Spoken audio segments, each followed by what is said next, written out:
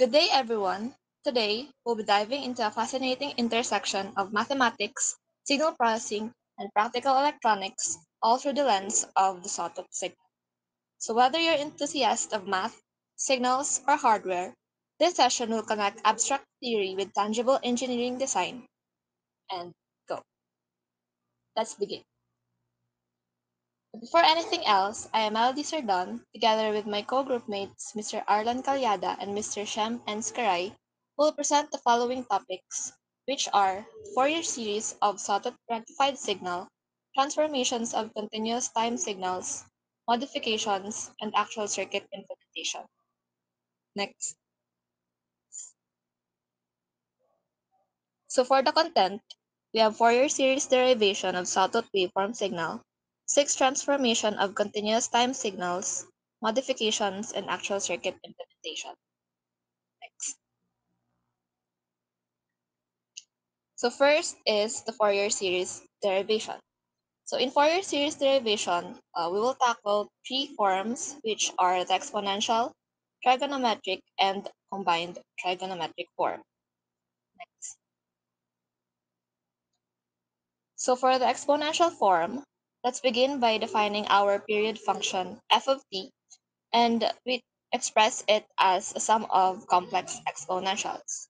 So we have f of t is equal to the summation of n equals to negative infinity to infinity of c of n e raised to jn omega sub 0 t. So this is the complex exponential form of the Fourier series where c of n is the Fourier coefficients, omega sub 0 is the fundamental angular frequency, and j is the imaginary unit.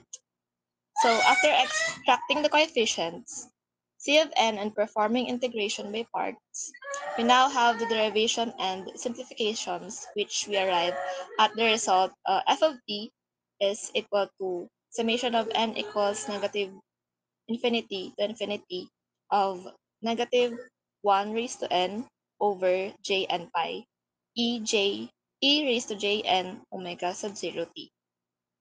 Next. So next we have a trigonometric form. So f of t is equal to a sub 0 plus summation of n is equal to 1 to infinity of a sub n cosine n omega sub 0 t plus b sub n sine n omega sub 0 t. So this we have let or where 2 pi over t is the fundamental angular frequency, or 2 pi over 1. So same with the exponential form, we calculate the coefficients and used integration by parts to have the final equation f of t is equal to a over 2 plus summation of n equals 1 to infinity of negative a over pi n sine n omega t. So this series uses only sine terms, which makes sense because sawtooth is an odd function. Next, please. So last, we have the Fourier series derivation of sawtooth waveform signal. We have combined trigonometric form. So we want the combined trigonometric form of the Fourier series to be f of t is equal to a sub 0 summation of n equals 1 to infinity of a sub n cosine n omega sub 0 t plus bn sine omega sub 0 t. And by that, we have a sub 0, a sub n, and b sub n values are needed. So same with the previous two forms. We computed the coefficients and integrated by parts by coming with the derivation of f of t is equal to summation of n equals 1 to infinity 2a negative 1 raised to n over pi n of sine n omega sub 0 t. Next. So for the summary, we have these three Fourier series: exponential form, trigonometric form, and combined trigonometric form. I'm here to discuss the sixth transformation of continuous time signals. So, we can modify a signal by adjusting its time, its frequency, and its amplitude. And this is how. First, we have time reversal. So, time reversal occurs when a signal is flipped via its y-axis. And as shown here in the graph, the ramping signal is reversed, resulting to a downward signal. So, if we look here to the x of t, we have a ramping sawtooth signal, and here in the y of t, we have a falling or reducing sawtooth signal. And we can find this by multiplying the t function by -1. And referring here to the time scaling value, a is equal to -1, and by adjusting the values or multiplying the t of the function, we will get a reversed function. Time scaling occurs when the frequency is adjusted by a multiple of 1, 2, or a decimal value. And in time scaling, we have a equals 2. So we can expect that the frequency doubles as the time progresses. So here, in comparison, x of t has a frequency of 1, and here the frequency doubles. So the frequency becomes 2. So as in x of t, we have 1 hertz, and in y of t, we have 2 hertz. And time scaling adjusts the frequency with respect to time. And we can determine it by multiplying the t function by a. Next, we have time shifting. This is performed by adjusting the position of the waveform in the t domain. So it's like adjusting the function from left to right or vice versa. So here, in the example, we have the sawtooth waveform x of t starting at 0, and now we have y of t starting at 0, but also the value starts somewhere above the voltage of 1. So in this in this part, we can see that the waveform is like moved to the right, and we can determine it by having a phi value with respect to t, and here the function is now x of t minus phi, where phi is the time shifted value. So now I will discuss the amplitude reversal, wherein the signal or the sawtooth wave is flipped in the x-axis. So here, as you can see on the x of t value, the waveform is directed upward, and in y of t, the waveform is directed downward. But as you can see, the RMS value did not change because RMS or the VRMS or the RMS voltage is a degree of energy, not a polarity or direction. So regardless of the polarity of the voltage, either it is positive or negative, the RMS value of the signal is positive. And as I as you have observed, time shifting, time reversal, and time scaling does not change the RMS and the DC value of the signal. But here, amplitude scaling, wherein the voltage is either increased or decreased in value. Here we have an amplitude scaling of 2, so we can expect that the peak voltage will be increased to 2. I mean, it will be increased by twofold. So here, x of t, the peak voltage is at 2 volts, and the peak value of y of t, or the transformed signal, is 4 volts. And as you can see also with the VRMS of the transformed signal, we have a higher value compared to the original signal. And also, not only that, but also the DC value of this signal is increased. And also, in amplitude shifting, where the waveform is shifted up or down,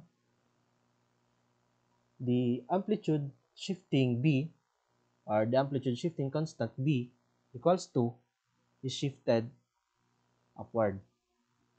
And as you can see, the BRMS is also increased and also the DC value. And lastly, by manipulating the signal, we can arrive to a combination of all six. So here, we have a time scaling, time reversal, time shifting, amplitude reversal, amplitude scaling, and amplitude shifting. And by manipulating those values, we can arrive to a manipulation of a signal wherein the output, the RMS value, and the DC value changes with respect to the equation. So now, by looking at the full equation, we have y of t is equal to x of t minus phi, and that function is multiplied by capital A, or the amplitude scaling value, small a, the time scaling value, and b, which is the amplitude shifting value. Now, by observing the equation, we have t minus phi, which is time shifting, small a times t minus phi, which is the time scaling variable. And by looking at the formula, x of a multiplied by t minus phi represents the time manipulation. And we have also capital A, or the amplitude scaling coefficient, multiplied by the original signal plus a biasing value, or the amplitude shifting value. We have a full formula. Now, we can also perform actual signal manipulations via using various components such as a silicon controlled rectifier. Here, first of all, we can generate a sawtooth wave signal by utilizing a PWM signal, or a pulse width modulation signal, and by feeding the said signal into a RC filter, or in this case, a low-pass filter. Now, the PWM signal of 80% duty cycle is fed to a filter, and that filter generates a sawtooth waveform, as shown here in the circuit below. So the PWM signal of 80% duty cycle is generated by an Arduino module, or Atmega module, and the output PWM signal is fed to a low-pass filter, and the filter outputs a sawtooth waveform. We can also perform signal chop-off via using a silicon-controlled rectifier, and by having a pulse signal, or a square wave, or a PWM signal, and we can do that by feeding a signal to the gate of the SCR, and having the main signal, or the sine wave, or the power source, be chopped into different values. And as you can see here in the example, a half wave signal is chopped into 4. And if the duty cycle is around 25%, we can also chop the signal via 45 degrees. And that's a 135-degree chop off. Another one is this, a 90-degree chop off, wherein 50% duty cycle signal is fed to a SCR. And as you can see, the half wave is then cut into 2, and the output is a similar to a sawtooth, but it is a chopped sine wave. Another one is a 45-degree chopped off signal, wherein 75% duty cycle PWM is fed to a SCR. And lastly, 100% duty cycle, or just a DC value, performs no chop off, and the whole half wave signal is fed to a load. And by performing a circuit of utilizing a PWM signal fed into the gate of an SCR, and having the SCR connected such that it looks like a diode, we can perform signal chop off. Let's move on the last topic is modifications. Under that is half-wave rectified, phase control half-wave, or the next is full-wave rectified, and the last is PMW wave or adjustable delay cycle. Next, first is the half-wave rectified or the phase control half-wave. A half-wave rectifier is a basic type of circuit that uses just one diode to change alternating current into a pulsating direct current. Its simplicity makes it affordable and easy to use, although it sacrifices efficiency by only allowing the positive half of the AC signal through the while blocking the negative half. Despite this limitation, half-wave rectifiers are useful in low-power applications where low cost and simplicity matter more than perfect DC conversion. Understanding how this circuit works, including its use PN junction diode, an AC source, and a load resistor, provides a foundation for learning more complex rectification techniques.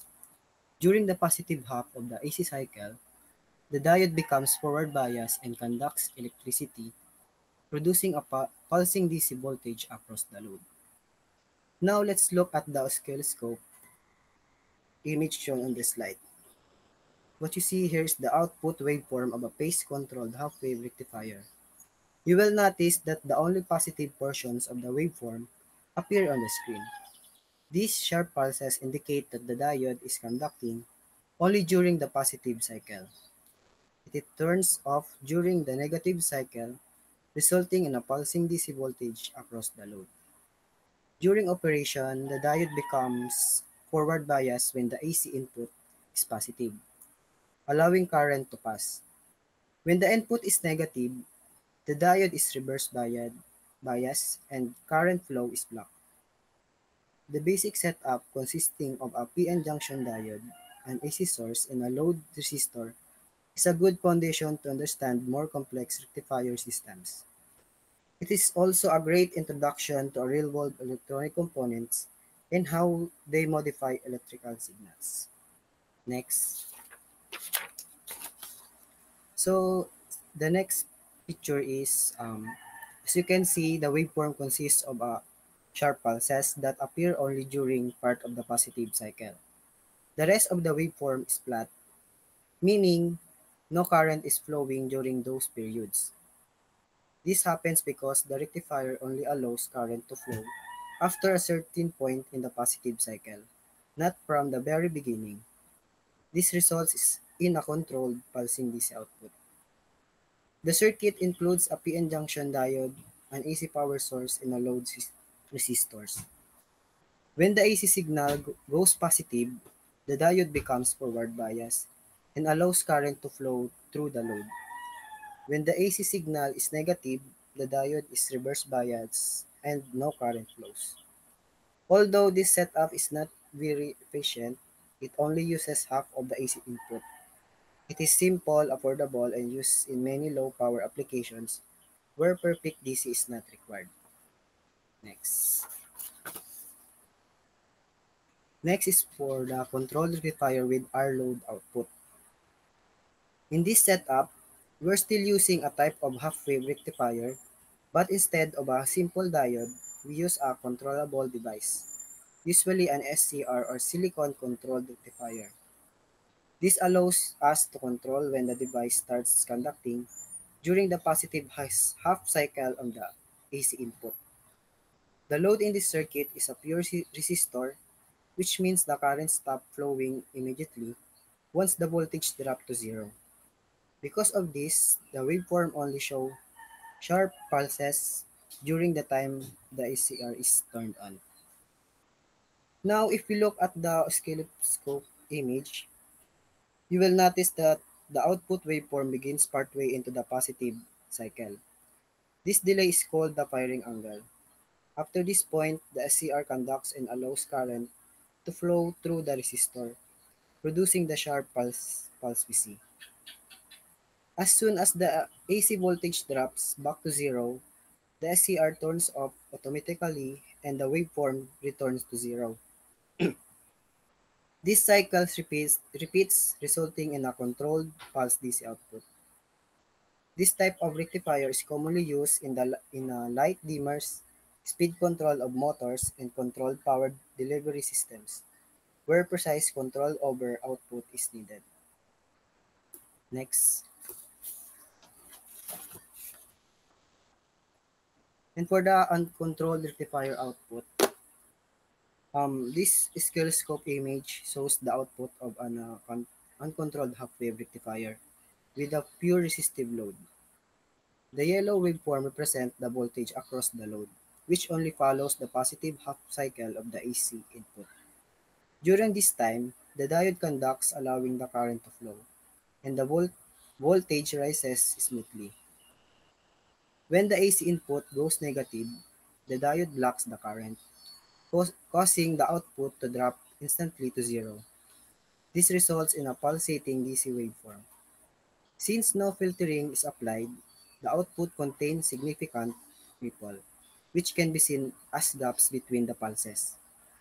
The blue waveform is likely the input AC signal or a reference. This type of rectifier is simple, low cost, and often used in a basic power supplies, but it's inefficient for powering sensitive electronic devices due to the fluctuating output. Next. Now let's talk about the full wave rectifiers. Full wave rectifiers improve on the half wave design by converting both halves of the AC cycle into DC. This is done using either a centered top setup with two diodes or a bridge arrangement with four diodes.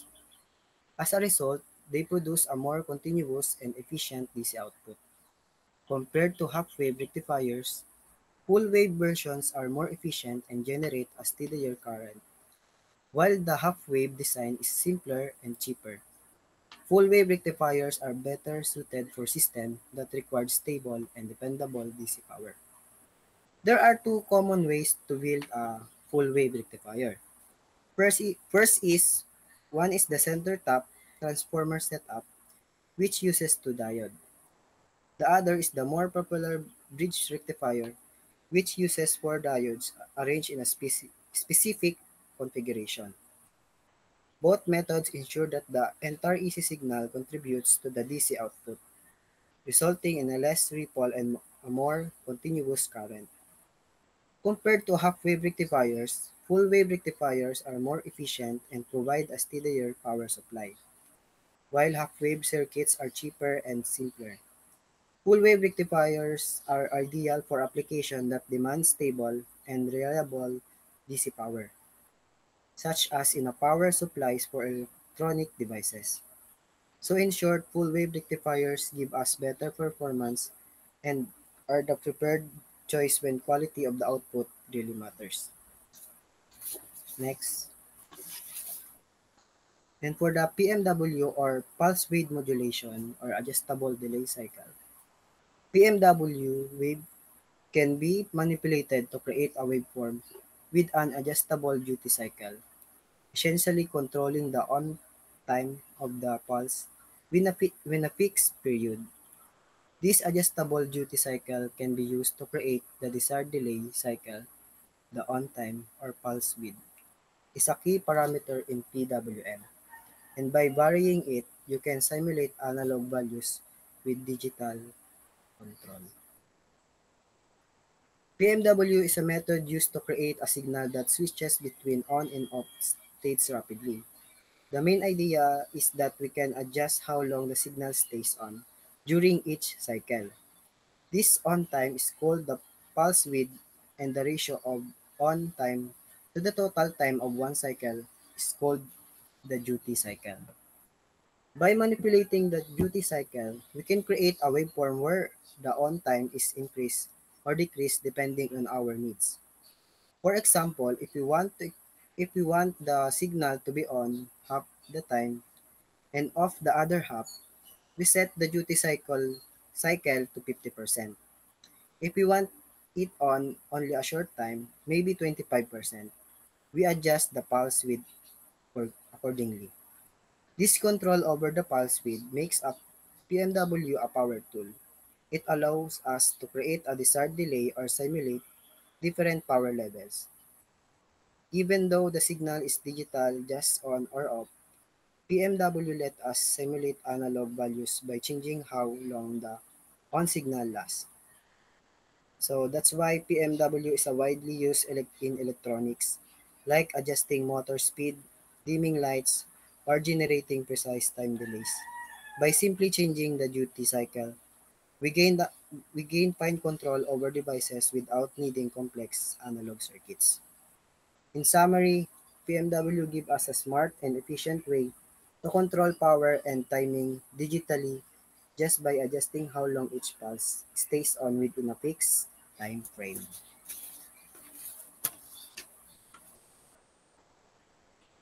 Next. Soyan, thank you very much for your time and attention. That concludes our presentation of Fourier series of a sawtooth rectified signal, transformation of continuous time signals, modification, and actual circuit implementation. We hope that our discussion has provided you with valuable insights and sparked your interest in this area. Once again, thank you and have a great day.